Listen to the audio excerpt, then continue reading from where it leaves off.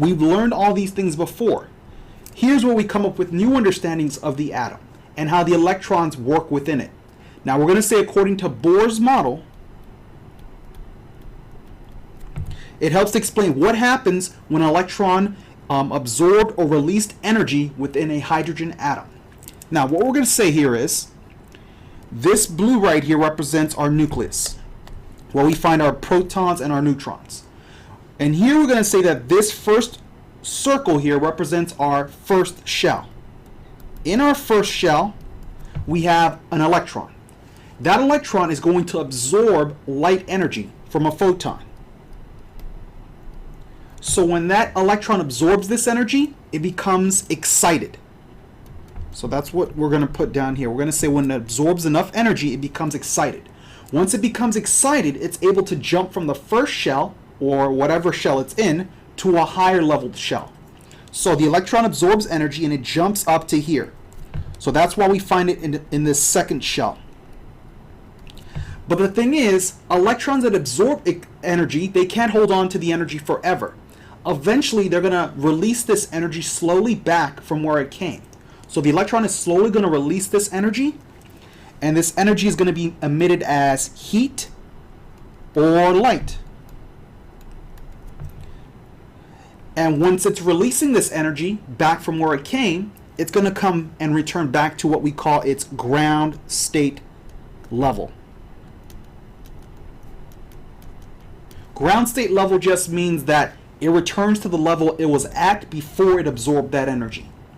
And what we should see to the right of this, so we've already talked about what happens when it absorbs energy, it jumps up to a higher level. When it releases energy, it falls back down to its previous level. Now here on the right side, we have a diagram. Now this diagram basically shows us how much energy is required when we go from one shell to the next shell. As you can see here, this represents shell number 1, shell number 2, 3, 4, infinity. And we're going to say that in this model, distance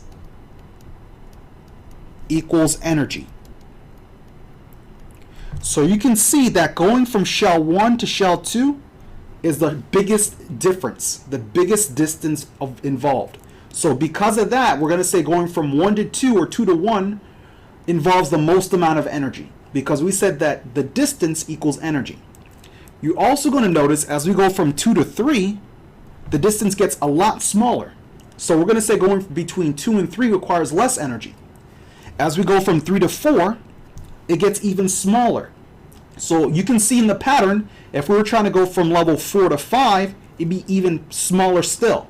And going from like 6 to 7, it would be almost like doing nothing. You'd be able to just step over into the next shell.